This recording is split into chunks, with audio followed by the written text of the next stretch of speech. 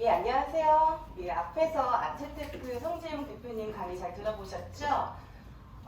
지난 2월 신성희 화교님 3일에 초대전에 이어서 이번 3월에 저희 이번에는 동양화, 서예화로 만나 뵙게 되었는데요.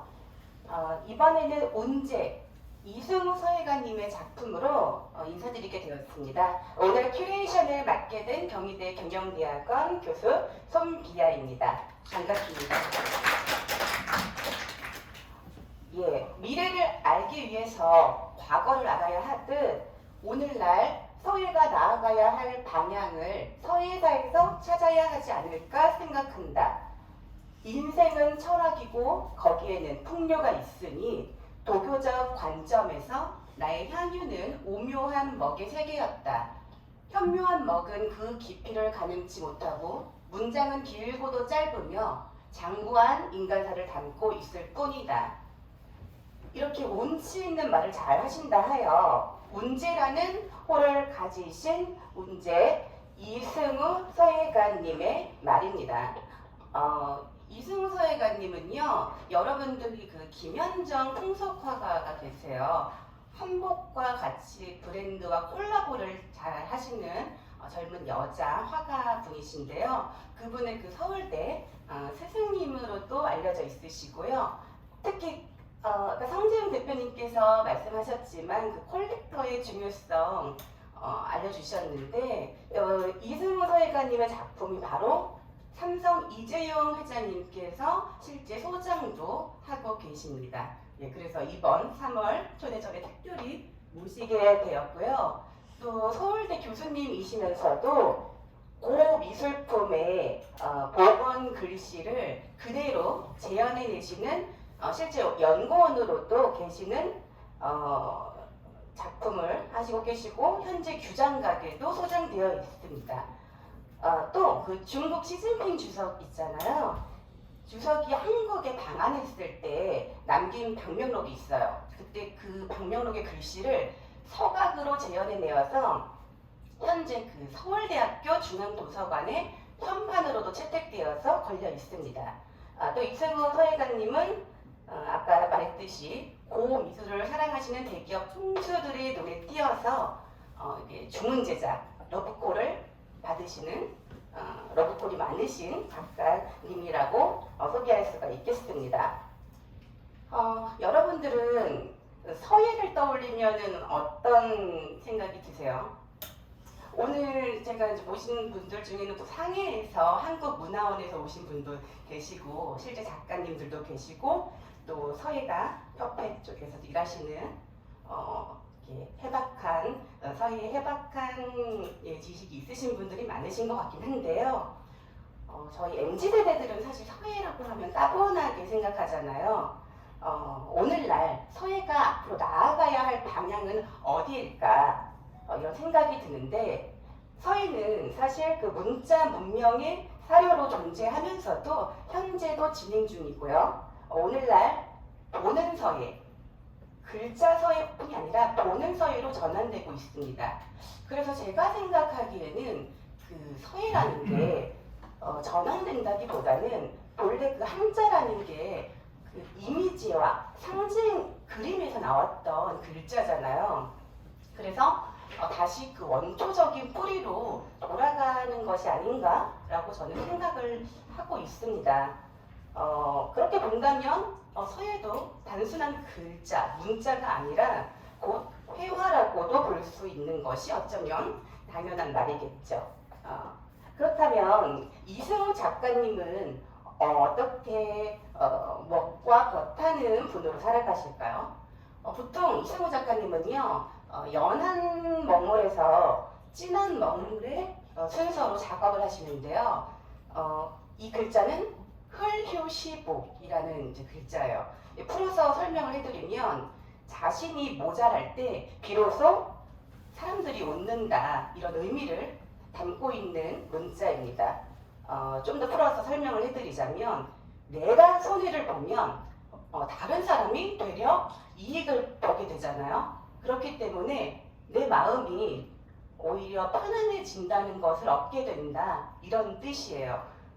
참으로 성인 분자의 마음을 지닌 글이죠. 이러한 뜻을 매일 음미하면서 집에 걸어놓고 항상 본다면 마음이 언제나 저는 평온을 얻을 것 같은 생각이 듭니다. 또 이 작품은요, 종이의 그 문양이 보이실 거예요. 이 문양들을 와당 문양지라고 하는데요.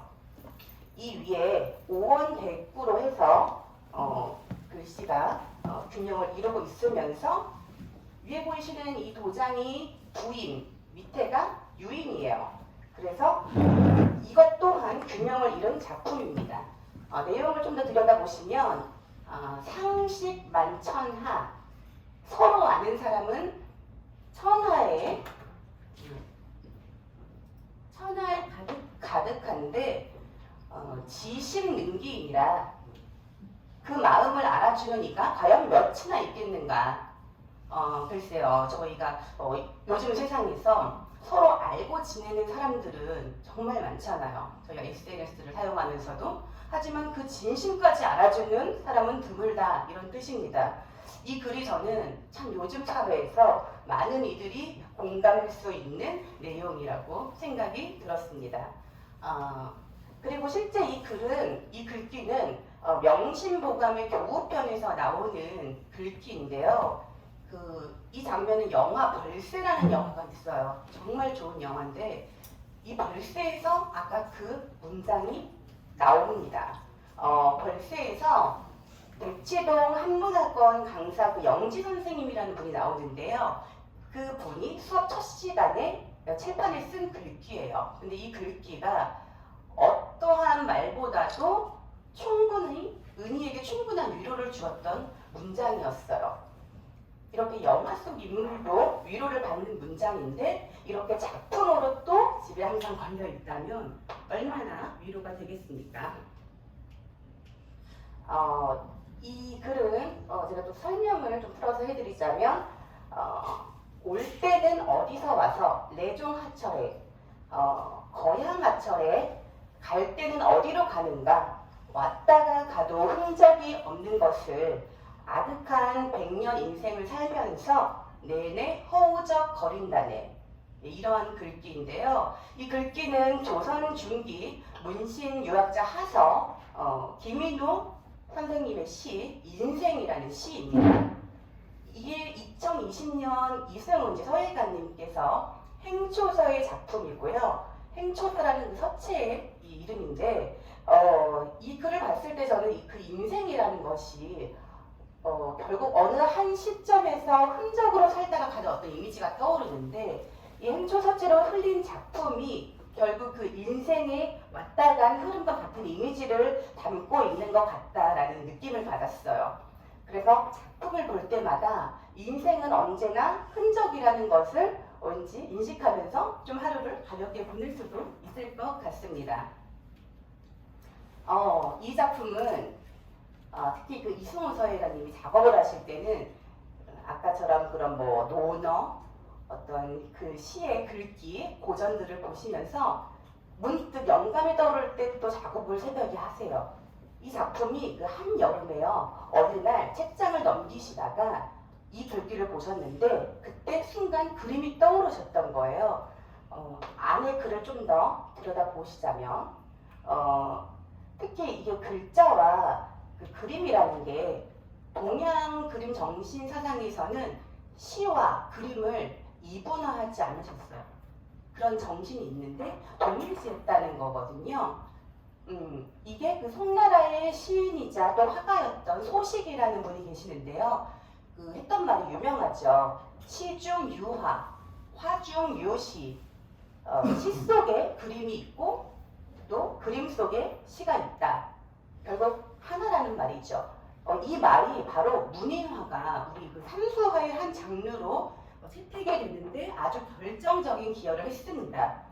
이런 유래를 알면서 이런 산수화를 보신다면 그야말로 시도 보고 또 그림을 그린 이 시문화가 좀 더 그럴듯하겠죠. 그런 의미에서 이 그림도 한번 보실까요? 이 한자는요, 쌍묘라는 이제 글자예요. 이 글자를 이렇게 또 형상화를 시키셨죠. 뭔가 발화된 싹 같은 느낌도 들면서 그림같이 전면을 크게 차지하고 있는데, 이 옆에 이 글귀를 보자면은 이 논어를 알아야 합니다. 논어에 나오는 말 중에 하나예요. 싹은 피었는데 꽃은 피우지 못한 것이 있구나. 꽃은 피었는데 결실을 맺지 못한 것이 있구나. 이런 글귀예요. 이 논어라는 것이요, 그 공자님이 어떠한 상황이나 특정 상황이나 그때 문득 자기가 떠오르는 말들을 툭툭 내뱉으세요. 그리고 그것을 그 제자들이 듣고 다 받아 적은 것이죠. 그때 이 말을 기록해 놓았는데, 그렇다면 이 앞이 정황을 모르면 정확한 의미 파악이 어려울 거 아니에요?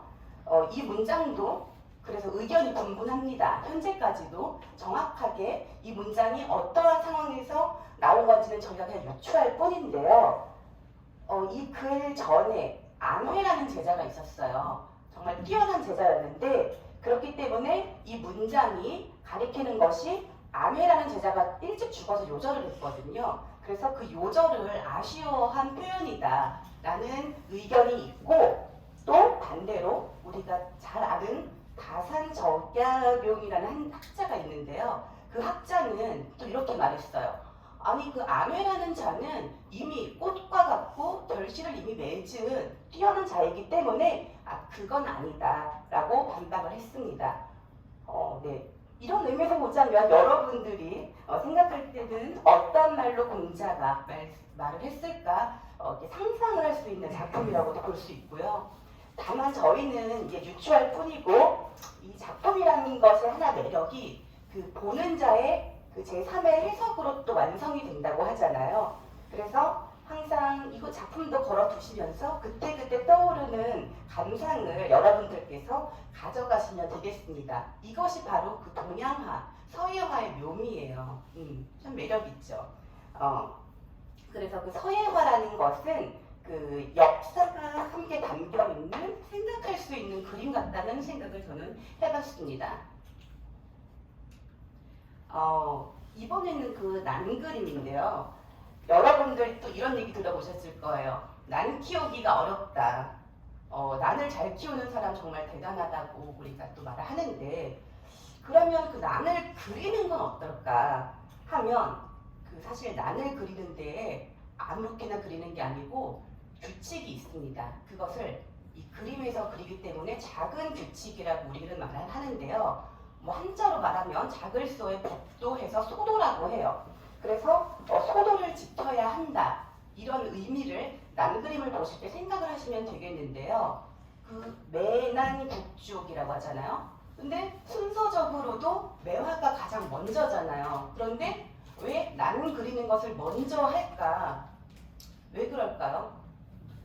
왜 그러냐면 난 그리는 게 가장 어렵기 때문이에요. 우리도 어떤 일을 할 때 가장 힘든 일을 먼저 겪거나 하고 나면 그 다음은 왠지 한결 수월해지는 느낌이 들죠. 그런 이치라고 생각하시면 되겠습니다. 그래서 제가 조금 이런 설명을 드리자면, 나를 그릴 때 보통 이제 뭐 용어가 많이 나오긴 하는데요. 기수선을 그리고 봉안선을 그립니다. 여기서 그 봉안선이라는 것은 봉황의 눈이라는 뜻이에요. 봉안. 그래서 그 기수선과 이 겹쳐진 모양이 봉황의 눈 모양이 되게 해야 하고요. 그래서 봉안이라는 용어가 나오고, 또 상안, 코끼리의 눈, 이런 용어가 나오는데, 이런 규칙이 이제 존재한다는 것이죠. 그래서 다시 그림으로 돌아가서 보시면, 여기서 보면 이제 눈 같은 게 나오잖아요. 그래서 이 그림에도 봉안, 상안의 법규가 등장하는 이런 작은 규칙이 존재한다는 것이죠. 그래서 이게 바로 비록 소도이지만 법규가 아니면 이 난그림이 이루어지지가 않아요. 그런데 하물며 이런 작은 규칙도 안 지키는데 자기 스스로에게 묻는 거죠. 나는 현재 나에게 어떠한 규칙과 규율로 나는 삶을 살아가고 있느냐. 이런 작은 규율도 지키지 않는데 하물며 어떠한 큰 법규와 도덕을 지킬 수 있겠느냐라고 반문을 할 수 있는 그림이라고 보시면 되겠습니다. 그리고 이 글은 위에 한글로 써있고 밑에는 이제 한문으로 써있는데요. 제목은 내 각근을 씻으련다 라는 글귀입니다. 이 글귀는요, 중국의 그 전국시대에서 아주 유명했던 정치가였던, 초나라의 정치가이자 시인이었던 굴원이라는 분이 계세요. 굴원. 굴원의 어부사라고 하는데요. 그때 제나라와 연합을 해서 진나라에 대항합시다라고 주장했던 게 굴원이었는데, 이때 그 반대파의 모함을 받아서 쫓겨나게 되었어요. 그리고 어부사는 이때 지은 글인데요. 그때 이제 배를 타고 이제 뱃사공과 함께 이제 가다가 굴원이 이제 이런 글을 짓는데 결국 물에 몸을 던져서 돌아가셨습니다. 글귀는 청량의 물이 맑으면 각근을 씻고 청량의 물이 탁하면 발을 씻으면 된다라는 구절의 유명한 구절 중에서 내 각근을 씻으련다 라는 핵심 어구가 위에 크게 한글로 적혀 있는 작품입니다. 제가 또 한 가지 또 재미난 얘기를 해드릴게요. 노르웨이의 어부들이요, 바다에서 이 정어리를 낚시를 해서 잡으면 이걸 이제 육지까지 가지고 갈 때 저장하는 그 탱크 속에요, 반드시 그 천적인 메기를 함께 집어넣는다고 해요. 그 이유가 뭐냐면 정어리를 그 메기와 함께 만나게 하면 그 정어리들이 바둥바둥 살기 위해서 계속 꿈틀꿈틀 대다가 결국 싱싱하게 살아서 육지까지 잘 도착을 한다는 것이죠. 그 말은 무엇이냐면 바로 그 천적을 만나는 불편함이요, 오히려 그 정어리들을 죽이는 것이 아니라 역으로 살게 한다는 것이에요. 이와 맥을 같이 하는 이 글이 무일이라는 무일사상이라고 보시면 되겠습니다. 그 뜻은 뭐냐면요, 즉 편안하지 않아야 오히려 산다, 이런 뜻입니다. 서경의 무일편에서 나오고요. 우리도 이제 인간사에서 생각을 했을 때 보면 대부분의 인간들이 주로 세상에서 모든 것이 풍족하거나 또 불편함이 없을 때 오히려 그 마음에 독버섯같이 그 교만해지는 마음이 생기면서 또 음란한 마음이 일기도 하고 또 교만해지기도 쉽고 또 삶의 권태감 같은 게 더 오고 무기력해진다고 보는 거예요. 이 전면에 무일이라고 크게 장엄하게 쓴 이 글씨가 마치 우리에게 매일매일 어떤 게으름이 뭔가 올라올 것 같을 때도 쫓아버릴 것 같은 느낌이 드는 작품이라고 저는 생각이 됩니다. 꽃 여기 한번 읽어보면 꽃이 진다고 새들아 슬퍼마라. 바람에 흩날리니 꽃 탓이 아니구나. 간다고 희짓는 봄을 미워해서 무엇하리요. 어떠세요? 지나가는 그 봄을 아쉬워하지 말고 이면에는 담담히 이를 받아들이는 어떤 그런 초연한 마음을 읽을 수가 있는 글귀인데요. 이 글을 이승우 서예가님께서 2018년 당시에 이제 작업을 하셨는데 그때 이슈가 뭐였냐면 대통령 탄핵 이슈가 있던 시점이었어요. 근데 이 글이 정치적 입장이 들어갔다 이런 얘기는 아니고요. 마침 그때의 상황이 이 글귀처럼 지나가는 세월 속에서 일어난 자연스럽게 스며든 작가의 마음이 살짝 들어가 있다고 보시면 되겠습니다. 네, 비우자가 크게 보이시죠? 이제 보배 비예요. 보배로운 비는 허공에 가득한데 중생들은 그 그릇에 따라서 이익을 얻는도다, 이런 글귀입니다. 누가 지으셨냐 하면 신라 의상대사 법성계 중에 나오는 글입니다. 풀어서 말씀을 또 드리자면 보배로운 비, 즉 우리 사람들에게 이익이 되는 것은 허공에 가득합니다. 사실은요. 하지만 그 이익을 누가 가져가고 쟁취하는 것은 자기 자신에게 달려있는 거예요. 자기 복을 자기가 가져간다라고 하잖아요. 그래서 하늘에서 만약에 비가 내려요. 비가 내리면 온 세상에 똑같이 내리죠. 어느 곳에만 뭐 많이 내리고 그렇지 않고 똑같이 내립니다. 하지만 각자 가진 그릇 크기에 따라서 큰 그릇을 가지신 사람은 많은 양의 비를 받게 될 것이고, 만약에 자기 그릇이 작다고 하면 적은 양의 비를 받게 될 수밖에 없죠. 그것이 이치죠. 하지만 대부분의 사람들은 자기가 갖고 있는 그릇 크기를 생각하지 않고 무조건 많이 받기만을 바라는 것 같아요. 그래서 이 글귀를 본다면 과연 나는 어떠한 그릇 크기를 갖고 있나 항상 생각해 보게 될 것 같습니다. 예, 이분의 작품은요, 그 그림 전면에 또 크게 자리를 했습니다. 큰 달인데요. 이 큰 달처럼 작가는 정말 이 세상에서 가장 큰 달의 그림을 그리고 싶으셨대요. 그렇다면 어떻게 그 그림 달을 큰 달을 표현을 할까라고 생각하시다가 떠올랐던 것이 온 세상의 나무들을 이 달 안에 담아서 빽빽하게 그리면 되지 않을까? 이렇게 생각을 하셨대요. 참 기발하죠.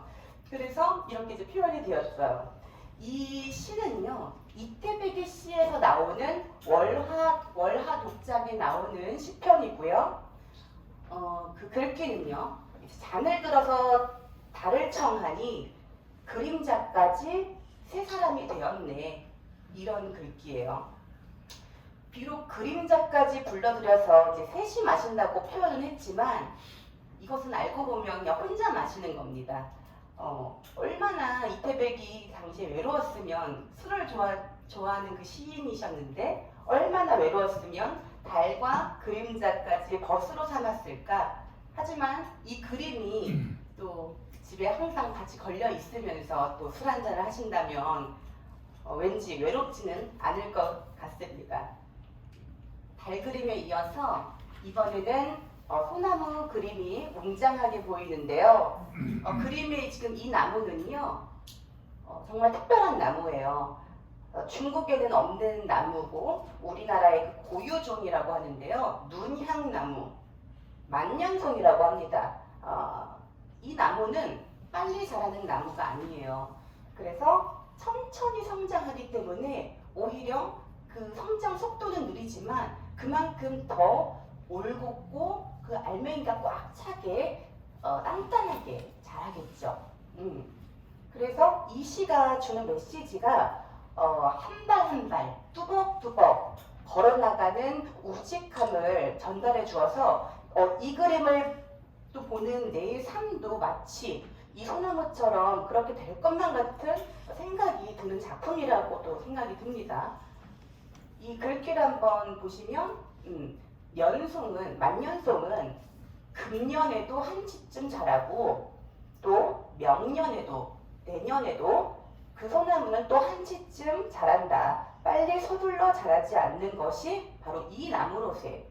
그러다 보니 세월은 어느새 만년에 이르렀도다. 이러한 글귀입니다. 이렇게 다양한 작품들을 하시는 이승우 서예가님은요, 현재 미술품 보존연구소에서 책임연구원으로서 2011년도부터 벌써 시작을 하시고 있으신데요. 그 미술품 고지도 이런 것들 있잖아요. 그런 것들 안에 글씨들이 들어갑니다. 이 글씨 복원을 직접 도맡아서 혼자서 하세요. 여기 들어가는 이제 지도들은 다른 팀과 몇 명이 이제 합해서 프로젝트로 진행을 하는 것이지만 이 글자들은 다 이승우 서예가님께서 작업을 하시는 분이십니다. 그래서 한번 작업을 할 때 정말 고도의 집중력이 필요하고요. 실력이 탄탄하지 않으면 하실 수가 없는 작업이라고 생각하시면 되세요. 여기 들어간 글자 전부 작업을 하셨다는 것이죠. 제가 아까 초반부에 설명을 한번 드렸어요. 삼성 이재용 회장님께서 콜렉을 하시고 계시는 작품이 있으시다고요. 바로 이 작품입니다. 이 작품은 그 이재용 회장님이 규장각 관장이랑 이제 친분이 있으셔서 그 회장님이 고지도를 특히 좋아하신대요. 그래서 이승호 작가님께 직접 주문 제작을 하여서 만든 이제 작품인데요. 주문 제작 제품이고 이것은 삼성 서초동 사옥에 포장이 되어 있는 작품이기도 합니다. 그래서 이승우 사회관님은 고객분의 취향에 따라서 직접 제작하는 작업도 하시고요. 이 고지도 제작품은 실제 5배 크기로 확대해서 크게 해서 제작한 작품입니다. 마지막으로 이 글자는 진리는 나의 빛이라는 한글로 풀자면 진리는 나의 빛이라는 말이고요. 중국어 한자로 말하자면 뭐 탐구 진리, 추구 광명 이런 글귀입니다. 이게 바로 그 중국 주석 시진핑 주석이 방한했을 당시에 남긴 광명록에 남긴 글인데요.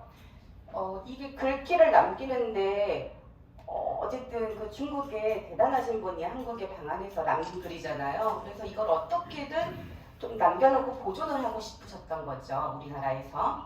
그래서 이 글씨의 복원 또한 또 이승우 서예가님을 불러서 이제 작업을 했는데 서각이라는 기법으로 작업을 하셨고요.